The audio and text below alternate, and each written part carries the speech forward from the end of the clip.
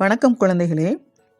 கணிதத்தில் கூட்டல் கழித்தல் இதை பற்றி நாம் நிறைய படிச்சிட்டோம், சரியாம்மா? நீண்ட நாட்களாக நம்ம ரொம்ப எதிர்பார்ப்போடு இருக்கக்கூடிய ஒரு பாடத்தை தான் இன்றைக்கி பார்க்க போகிறோம். அது என்ன அப்படிங்கிறது இப்போ நான் சொல்ல போகிறேன், சரியா? இப்போ அந்த பாடம் என்ன, நீங்கள் ரொம்ப ஆர்வமாக கேட்டுக்கிட்டே இருந்தேன். என்னது பெருக்கல் அப்படிங்கிற பாடத்தை பற்றி தான் இன்று நம்ம பார்க்க போகிறோம். வாங்க இப்போ கிளாஸ்க்குள்ளே போகலாம்.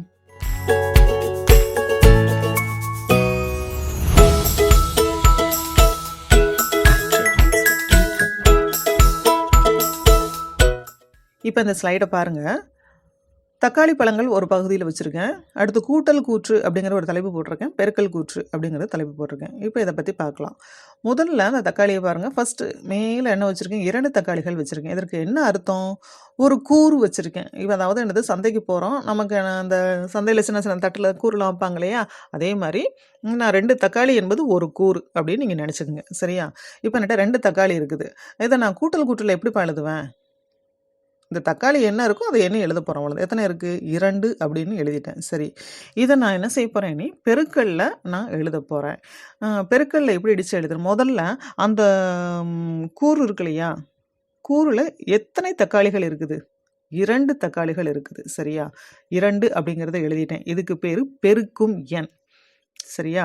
அப்போ நம்ம இன்னைக்கு பார்க்கக்கூடிய கணக்கே என்னது, பெருக்கல் கணக்கு. அப்போ அதுக்கு ஒரு குறியீடு வேணும். அப்போ அந்த குறியீடை நான் எப்படி அடிச்சா பார்க்குறது, ஆங்கில எழுத்து எக்ஸ் அப்படிங்கிறது ஆங்கில எழுத்து உங்களுக்கு நல்லா தெரியும். அதுதான் என்னது, அந்த வடிவத்தில் இருக்கிறதுக்கு பேர் தான் என்னது, பெருக்கல் குறியீடு, சரியா? அப்போ முதல்ல உள்ள 2 என்பது பெருக்கும் எண், அதுக்கு அடுத்து உள்ளது பெருக்கல் குறியீடு, அது பக்கத்தில் 1 அப்படின்னு போட்டிருக்கேன். அதுக்கு என்ன அர்த்தம், எத்தனை கூறு வச்சுருக்கேன், ஒரே ஒரு கூறு தான் வச்சுருக்கேன். அப்போ அந்த கூறு வச்சுருக்கேன் இல்லையா, அதற்கு பேர் பெருக்கப்படும் எண், புரியுதா?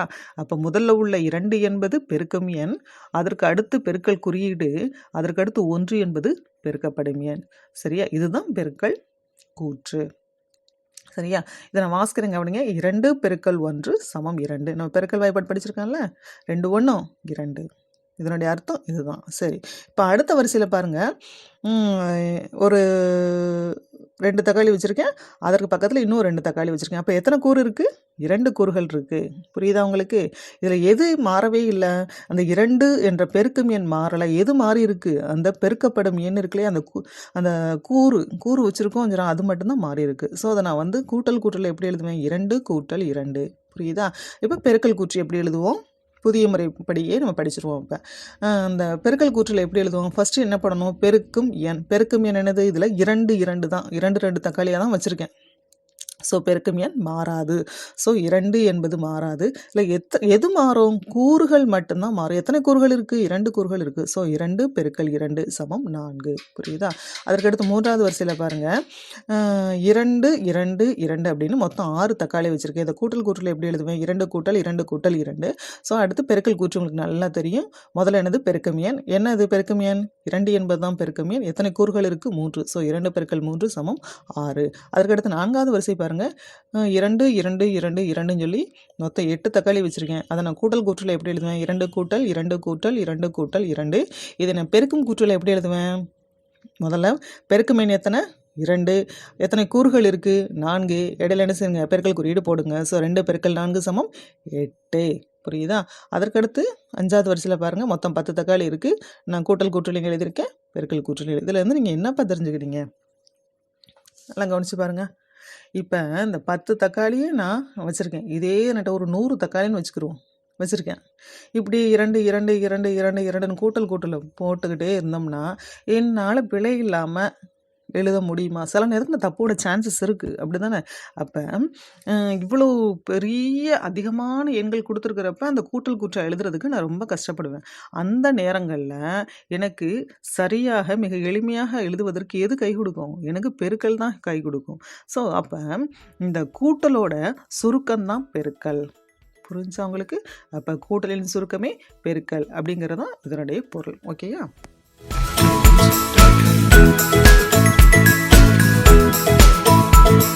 இப்போ நம்ம விளையாட்டு முறையில் ஒரு சில பெருக்கல் கணக்குகளை பார்க்க போகிறோம்.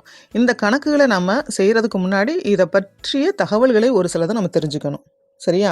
நம்ம சின்ன கிளாஸ்ல இருந்தே 2ஆம் வாய்ப்பாடு, 3ஆம் வாய்ப்பாடு, 4, 5 வாய்ப்பாடுகளை மிக தெளிவாக படிச்சிருப்போம். இதில் எந்த குழப்பமுமே வராது பசங்களுக்கு. எதில் குழப்பம் வரும்?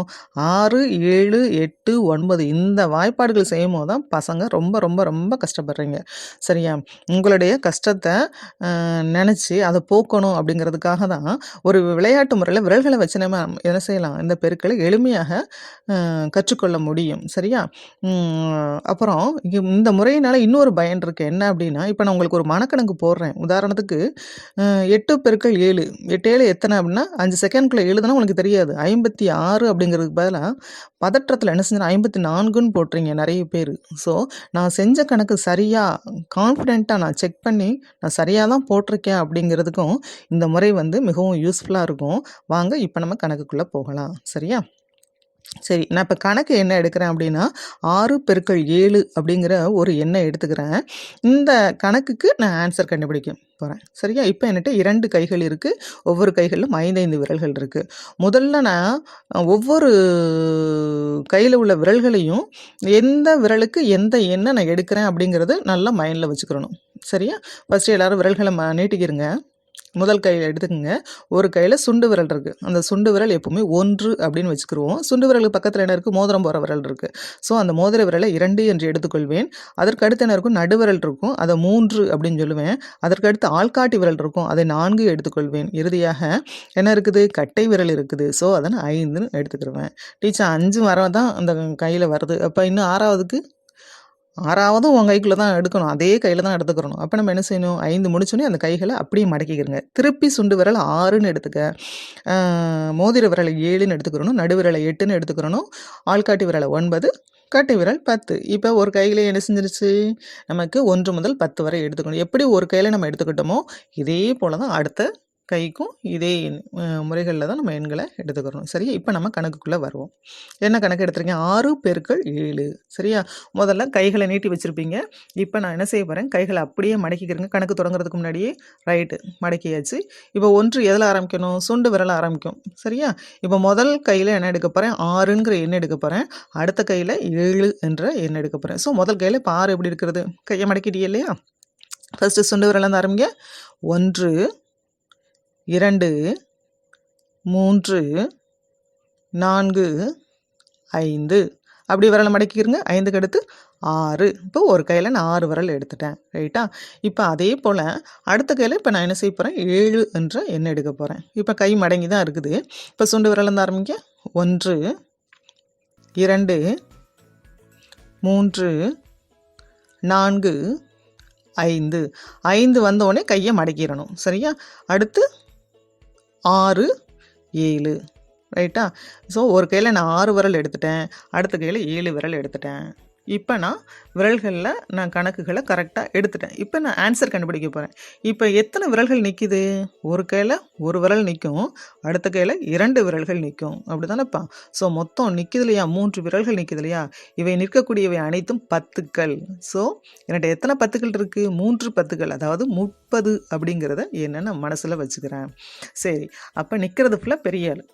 அப்போ எத்தனை விரல்கள் மடக்கி வச்சுருக்கோம்?